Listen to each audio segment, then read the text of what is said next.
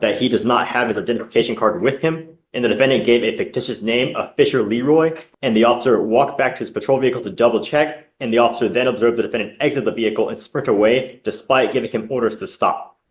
Pull a pistol from his waistband and pistol whip him with it multiple times on his head and face area, causing multiple cuts and bruises to his head and face area. As he proceeded to fall down on the ground, he continued to strike him in the head and face area with a closed fist and then stomp on him. Sir, you were... A routine traffic stop quickly escalated into a serious criminal case after the driver allegedly provided a false identity and fled from officers. Prosecutors say the defendant was later identified as Kendrick Richard Davis, already wanted on multiple warrants. Charged with evading arrest or detention. On that case, you're facing up to a year in jail and or a $4,000 fine. You're also charged with failure to identify oneself to a peace officer while being a fugitive from justice. That kicks it up to a Class A, so you're also facing a year and or a $4,000 fine on those cases as well. We're going to do probable cause. You have the right to remain silent. Anything you say can and will be used against you. You have the right to have an attorney present if you cannot afford one. One will be appointed to you, sir. Yes, Judge. On January 31st, 2025, the officer observed the defendant's vehicle run a red signal light at the 3400 block of Live Oak Street in Harris County, Texas. The officer further observed the vehicle completely failed to stop at a red signal light. The officer made contact with the defendant, who was observed to be behind the driver's seat of the vehicle, and the defendant stated that he does not have his identification card with him, and the defendant gave a fictitious name of Fisher Leroy, with date of birth January 1st, 2006. The officer ran the name through NCIC and found a DPS picture that does not remotely resemble the defendant. The defendant was asked if he was given the correct information, and the officer walked back to his patrol vehicle to double check, and the officer then observed the defendant exit the vehicle and sprint away despite giving him orders to stop. The officer ran after the defendant and observed the defendant get into another vehicle, the passenger side. The other vehicle drove away, and the officer gave the last direction of travel over the radio, but was not able to locate the vehicle. The officer walked back to the defendant's vehicle, secured it, and conducted an inventory check, finding a debit card inside with the name Kendrick Davis. The officer ran the name through NCIC and found a hit with a date of birth of 2/10/2003 with multiple Class C warrants, and ran a driver's license check with the defendant's picture and with date of birth. The DPS picture matched the defendant, and he was able to positively ID, and that's it, Your Honor. So I'm going to find that there's probable cause to go forward on both of your cases. The reason I'm bringing you out now is because there's no bond that's set on your cases, and we have to set you a bond. One of the things that I use to determine on what to set a bond is how dangerous you are, because I've never met you before. I don't know you, and all I know is that you've got a birthday in 5 days. So he's on bond for an aggravated robbery now, right? Yes, Judge. It's my understanding, I think it was a 2B, it looks like. I don't believe bond conditions and everything were put in place until a few days ago. So the charging instrument was filed November 13th of 2024. I think that you may well be right. In that case, it says here, a Kendrick Richard Davis hereinafter saw the defendant heretofore on or about August 12th, 2024 did then and there unlawfully while in the course of committing a theft of property owned by yada yada yada with intent to obtain and maintain control, intentionally and knowingly caused bodily injury to the complaining witness by using and exhibiting a deadly weapon, namely a firearm. Complainant McSweeney advised that defendant Davis proceeded to pull a pistol from his waistband and pistol whip him with it multiple times on his head and face area, causing multiple cuts and bruises to his head and face area.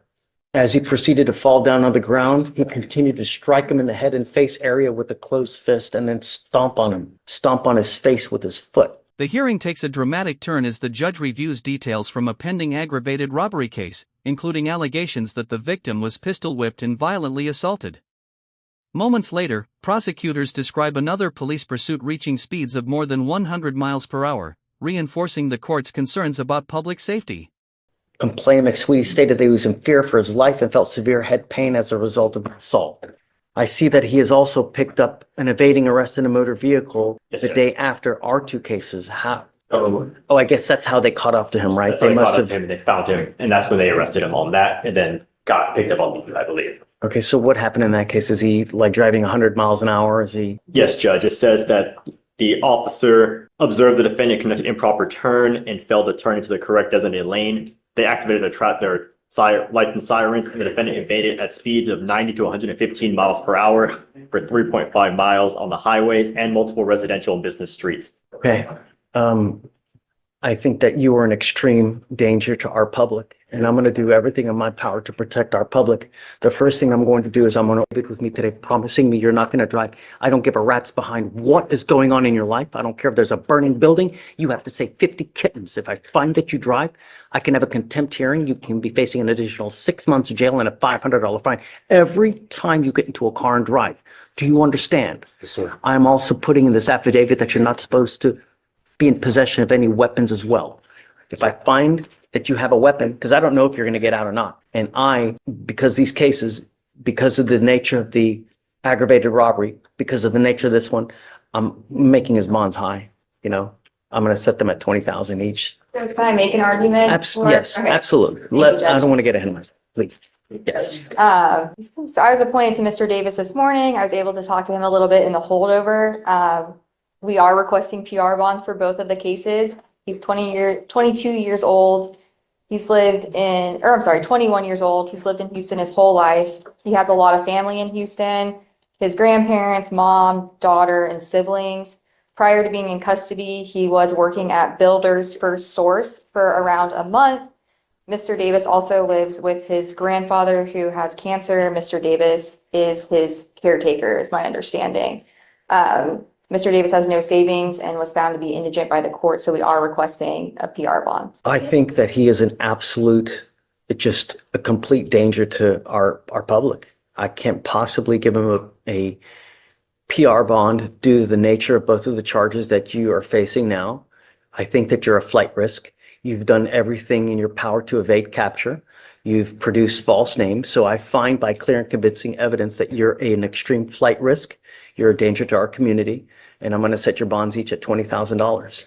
I don't know if you're going to be able to post bonds, but and I'm going to order you to obtain a GPS monitor on your ankle. Like I said, you will be signing an affidavit with me today, promising me you're not to be in possession of any weapons and not to drive any vehicle whatsoever for any reason. If you do, I can have a contempt hearing. Do you understand? Yes, sir. So I guess the felonies are set for April 7th. I don't like to set them out too far just in case. If you want to, we can do up to 30 days. It's up to you.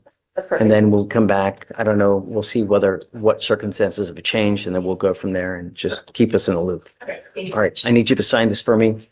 I need him to sign bond conditions with Felicia, and then after that, it's pretty good. Okay. Do we excuse? Yes, ma'am. And thank you for everything. After hearing arguments from both sides, the judge rejects the request for personal recognizance bonds, finding the defendant to be both a danger to the community and a significant flight risk.